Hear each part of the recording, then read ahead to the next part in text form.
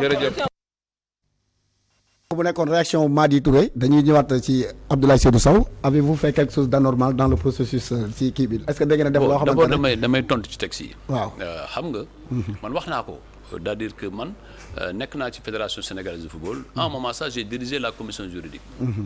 te ma jàppale Senghor contrairement à Jamil. qui lui était opposé. et de dans l'opposition mais man dama assumer l'actif comme le passif. Je n'ai jamais vu ce débat là. débat wu nga xam ni li parce que loolu boo tax bi Senghor gars yi di candidat di wax ni moo gagné 5 coupes yi ma ne attention quand même je n'avais pas vu un seul joueur au monde gagner un match de football. Il y a quand même 11 joueurs et 7 remplaçants. Moi je faisais partie de cette équipe là qui a gagné les coupes. Je ne peux pas réclamer que bokk naa ci ñu gagné coupe bi. di daw nag que yenn erreur yu am ma koy daw du ma ko daw. mais dafa am lu nga xam ni bi Koso Diané nekkee président commission juridique dañ ko santoon la mission parce que ñun ñoo engagé wu. en 2021. fii ci teeru bi ñu ne bu ñu gagné on va réformer les textes. et bi ñu paree on a mis en place une commission qui a fait le tour de toutes les 14 régions. qui a rencontré les gens qui ont donné leur point de vue mu am après un document qui est officiel qui a été présenté en comité directeur. mais bu ñu ko présenté comité exécutif la ñu wax ni. non bu ñu dañuy dem élection bu ñu boo laalee texte yi ñu ne def la lii ñu décalé ko mais ça c'est pas acceptable. parce que boo fekkee ni yow boo yaakaaree ni que texte yi dafa arrangé kenn pour mu faluwaat. ce n'est pas vrai. parce que Senghor aujourd'hui moo nekk président bi gagné wuñ ko. parce que c'est les clubs qui votent. et foofu tant que les clubs man fu mu amee jafe-jafe mooy ci ligue yi. où tu vois des mouvements. yu nga xam ne amul benn impact réel au premier plan. ñëw changer complètement l'ordre des choses. da ngay dem Tambacounda mais le groupe qui a perdu avait plus de clubs mais lii ñëw après c'est l'ONCAV qui a 2 voix c'est le football spécifique qui n'existe même pas là-bas après on met des mandats après les gens ils changent la situation. mais yooyu je suis d'accord avec Jamil que ces textes-là sont obsolètes. mais textes yi dafa obsolète te ñun ñëpp a ci d'accord. muy ñoom muy ñëpp a ci d'accord. maintenant la volonté politique pour les changer. C'est ça qui restait, la volonté politique. Parce qu'il y a certains qui ne voulaient pas qu'on les change. Mais il y a eu une volonté, comme tu dis, maintenant, moi je me veux responsable. Du ma ñëw après Senghor ma ànd ak moom 16 ans lu Senghor def yëpp ma ne Senghor defu fi dara Senghor moo fi def lii et d'ailleurs je profite de cette tribune pour lui rendre un hommage. Il a quand même apporté beaucoup de choses au développement de ce football. En 2008, il n'y avait pas de championnat dans ce pays. Les gens l'oublient. En 2008, lorsque Senghor est arrivé, le compte de la fédération n'avait pas 20 millions de francs CFA. C'est ça aussi la vérité historique. On était dans un compte au fonds d'aide au ministère des Sports qui subventionnait les clubs à hauteur de 500 000 francs. Et c'est les équipes de D1 qui avaient 500 000 francs. Aujourd'hui, tout ça, on l'a dépassé. Mais le travail, il reste encore beaucoup de choses. C'est pourquoi, toutes les critiques venant des uns et des autres je les écoutais. et je dis tantôt sur Jamil tey su nekkoon keneen mu def lu nga xam ne ànduma ci xam ne dama ko koy wax. mais bu ma demee man Mauritanie toog ak président ma ne ko tout ça là comment vous avez fait il m'a dit j'ai fait des projets je lui disais non c'est la FIFA qui vous aide ñun FIFA daf ñoo xaw a contre moo tax man may wax loolu mu ne ma non Ablaye ne dit pas ça et pourtant j'ai utilisé une expertise sénégalaise. quand je l'ai appelé parce que man Sénégal ma tax a taxaw man leneen ñoruma fi. et benn nit mënul fees sama bët. li ma gëm laay def li ma gëmul kenn mënu ma ci dugal kenn lu ma gëmul du ma ci dugg. lu ma gëm nag danaa ci dee mais ci laay dee. et du ma dugg ci dara di daw. beneen bi mooy man Mady c'est quelqu'un que je respecte. parce que Mady ku nekk ci football sénégalais war ko respecter. D'abord il est parti de rien du tout. Il a créé un club ce club là donne aujourd'hui des résultats. et il s'est engagé à plusieurs élections où il était là. loolu moo tax ma jàpp ni. lii nii ñuy wax gis nga man corrupteur ak corrompu yëpp laa yemale. damay wax ko saa waay ba mu ñëwee di protester dama ko ne saa waay jàpp nga corrompu yóbbu ko gendarmerie. ou bien yóbbu ko police. du fii boo ko jàppee ki ko corrompre moom tam ñu teg ko ci yoon. parce que loolu yoon am na fi. mais doo ñëw rek ñu accuser nii camp lii man ak fi ma toll ci football bi. dañu ma gis man ou bien Ablaye Fall ak fu mu jaar. nga xaar ba veille de compétition. ngay ñëw compétition mooy amoo organisation. ñun on avait notre organisation. on maîtrisait ce que nous allions faire. man j'étais Ablaye Fall on travaillait tous les jours. on savait ce que nous avions dans 11 régions. où ça n'aurait pas bougé. avant ñu ñëw ñu génne ci Dakar. ñu génne ci une partie de Thiès. on savait qu'on avait 262 voix sûres. 262 voix boo ko amee tu as la majorité absolue. tu n'as pas la majorité qualifiée parce que le paradoxe c'est que nous avons 2 tiers pour aller même le président de la FIFA n'est pas élu sur ce mode-là. même le président de la FIFA wax nga benn affaire bu nga xam ne ne nga góolo ko am na 0 mais dans le système du football c'est possible. gis nga même président Sénégal bu muy dem CAF. Senghor bu ko Sénégal voté lul du ko xam parce que il est candidat day toog nii rek di xaar. bu ko Sénégal voté lul mën na am zéro. Même président FIFA si son pays ne vote pas pour lui il peut avoir zéro. parce que lui il n'est pas électeur. day ñëw il est candidat dañoo toog. et Senghor depuis qu'il est candidat il n'a jamais voté. Pour l'US Gorée, c'est Mbaye Mbow qui a toujours voté. Donc cette situation-là, c'est le football qui est comme ça. Mais nous, il nous faut réadapter nos textes. Réadapter, c'est une approche inclusive. Aujourd'hui, il y a des choses que Jamil a vécues. Il y a des choses que Adam Ndour a vécues. Il y a des choses que j'ai vécues. Nous, nous dajale ko. Bu ñu réforme texte yi am na lu fédération bi préparé. Texte yooyu ñu def ñu boole ci ñëpp. ñu xool naka la ñuy defaraatee texte yi. Mais man je l'appelle gis nga. Jamil a été très posé.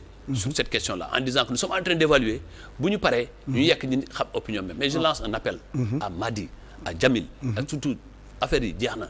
nañ joxante loxo. Nous tous nous sommes des acteurs majeurs de ce football-là. bu ñu gagné Coupe d'Afrique on était ak Madi on était presque assis côte à côte en 2021. loolu tamit nañ ko sóoraale. bu ñu topp ba yàq lu nga xam ni dafay gën a yàq suñu image ak li ñuy defar. te teguñ ko ci ay lulul ay xale yu manipuler ay def ay manipulation yoo amul fenn.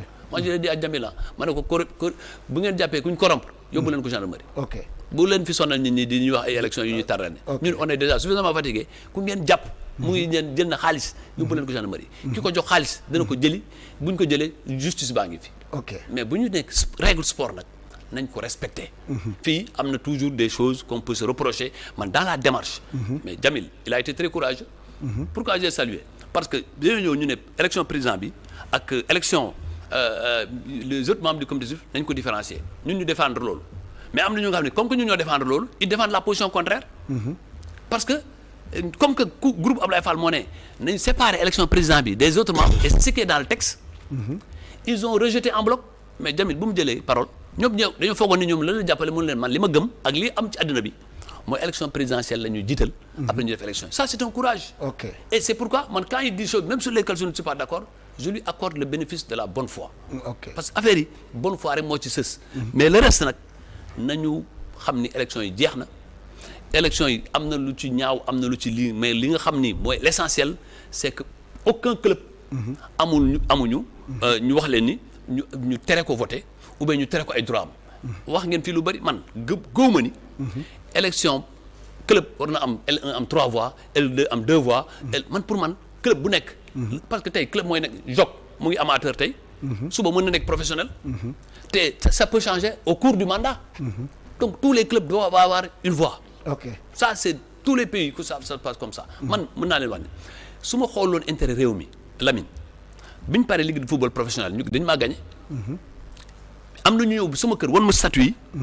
ne ma tey commission électorale bi dafa def erreur. te boo defee recours te c'est des grands juristes. ñu ne boo defee recours da ngay gagné ma ne lu tax ñu wan ma ñu ne ma c'est l'assemblée générale mooy fal conseil d'administration bu conseil d'administration bi après fal le président c'est ce qui est dans les textes. Et à l'assemblée générale les clubs de L2 ont 3 voix les clubs de L1 ont 3 voix et les clubs L2 2 voix. Mais au conseil d'administration c'est chaque administrateur une voix. ñu ne ma boo defee recours parce que texte le statut de la ligue est clair c'est l'AG qui met en place le conseil et le conseil élit le bureau ñun nag dañoo ñëw rek def directement AG mu ne ma naa def recours ma ne ko man li nga may wax ni dëgg la mais su ma ko defee ma wàcc sama ànd. parce que man su ma defee lii recours moo yàq AG fédération sénégalaise de football. te li ma bëgg moo ñu dem ci élection ci jàmm. Babacar Ndiaye mi gagné il le mérite et il a tout un passé pour ça. Mais moi je ne vais pas être dans ça je veux que notre pays garde sa stabilité durant 16 ans. Senghor a eu le mérite d'avoir la stabilité c'est pas aujourd'hui qu'on va changer les choses et c'est pourquoi je lance un appel encore fii ne Madi Jamil Augustin Senghor ñun ñëpp ñoo war a continuer tabaxaat suñu football ñun ñëpp ñoo ko tabaxandoo gis Coupe d'Afrique bi bu ñu ko gagné am naa ci wàll Jamil mi am na ci wàll population Sénégal am na ku ci nekk am na ci wàll amul kenn benn bopp bu mën a attan ni man maa gagné Coupe d'Afrique c'est pas vrai c'est pas vrai il y a eu toute une histoire pour arriver à ce niveau donc je considère que débat bi dañ ko war a clore ñoom nañ ut seen élément ki ñu jàpp ni am na ki jël xaalis ki téye ko nañ ko téye. ki nga xam ne moo ko joxe itam nañ ko uti ak fu mënta nekk. ñu téye ko. mais du taanse nag suñu résultat yi Jamil xam na ni boppam. xam na ni victoire bi c'est clair. ba pare dégg naa leen ñuy wax ni waaye ñoom participé wuñ ci élection yu mujj élection yëpp lañ participé. xam nga lu ñu participé wul ci deuxième tour bi lañ participé wul lañu une partie sax moo génn parce que ñeneen ñu àndoon ak ñoom am na ñu toog ci salle bi. voté gis naa président Ligue de Dakar Mamadou Mbaye mu participé te ci ñoom la àndaloon. kon am na ñu participer am na ñu toog foofu. continuer processus bi si yeneen élection membre comité exécutif moom woote nañ. tous les autres membres parce que élection bi ça s'est passé simultanément. ok ñëpp voté. et donc vous avez vu et les résultats ont été exprimés. li am ci président bi moo am ci tous les membres du comité exécutif. yëpp ci membre du comité exécutif ñëpp ñu fa nekk. ce sont ñun ñu jàppale woon. ñoom ñoo gagné parce que nous avons mis en place une stratégie. nous avons mis en place une organisation. et nous savions comment aller aux élections. moo tax bi ma génnee ligue professionnelle gars yi commencé di bakku di wax ni gars yi waa ji dee na man leen sama ji c'est 80 voix sur 518. ok c'est 80 sur 518. et Jamil doit aujourd'hui être sportif accepter ça Jamil. ñu ñëw ñu bokk affaire bi Jamil nee na ngeen nekk sportif ngeen directeur de accordé campagne. moi j'étais pas directeur de campagne ñun ñaar ñëpp on a xam nga maanaam moom dañoo bokk jikko man la Jamil les gens disent que tu es fou comme moi on me dit que je suis fou. ok parce que dans une société. Seuls ceux qui croient à la vérité à leur vérité parce que vérité nag c'est toujours relatif. dañ lay jàppee ni dof. man beaucoup de gens disent que je suis difficile je suis compliqué mais je ne suis pas difficile. moi je pars sur mes convictions. et lépp lu ma dugg dama ci dugg ak loyauté. aujourd'hui tey Ablaye Fall bu ñu àndee ba tey mooy suñu njiit ci li mu jiite ci ma koy ci jàppale ba mu stër te du ma ci reculer une seule fois. jusqu'à la preuve du contraire. la preuve du contraire mooy ce qui est arrivé avec Senghor. avec Senghor nous avons fait 16 ans. de manière interrompue où l'engagement était ferme. Arrivé à un moment, j'ai cru qu'il faut maintenant arrêter. Parce que dans tous les pays du monde, toute organisation sociale humaine a un certain rythme de respiration. Et ce rythme de respiration, ce ne sont pas toujours les mêmes hommes. C'est pourquoi d'ailleurs moi je salue ce qui s'est passé. Bon, les comités exécutifs, il y a des gens nouveaux qui viennent d'apporter, tu regardes des jeunes comme Moussa Mbaye, inspecteur du Trésor, tu regardes comme des jeunes comme Bambaba qui sont nouveaux que je viens de découvrir. Fait que ñoom Babacar Ndiaye avec lesquels nous étions au comité exécutif, ça donne une bonne Henriette da ngay gis ni loolu mooy dundal mbir mi tey ñun war nañ xalaat ëllëg ñun ak ñoom Jamil yi ñëpp dana mën a sa am temps ñu xewi. bu ñu xewee naka la une autre génération prendra les choses te du am crise. Rappelons-nous que le Cameroun a beaucoup gagné en Afrique. Aujourd'hui, ils sont en crise. La Mauritanie, qui est un petit pays, ne gagne rien, n'a rien gagné. Mais si vous cette organisation, am na lu fa nekk. Nga xool yeneen pays, Égypte, a gagné 7 fois la Coupe d'Afrique, à un moment est entré dans une crise profonde. Et une crise xëjul ci ñun. Parce que fédérations yooyu, c'est des fédérations très fortes, qui sont puissantes sur le plan financier. Mais ñun amuñ loolu, lu ñu mën a am mooy changer ni ñuy doxalee ñun ñëpp ñu boole suñu doole. ñu dindi contradiction yi, dindi affaire yëpp. Match bi jeex na. On se salue et on se donne la main pour l'avenir. Voilà, donc match bi jeex na Jamil Faye, qu'est-ce qui vous empêche d'accepter la vérité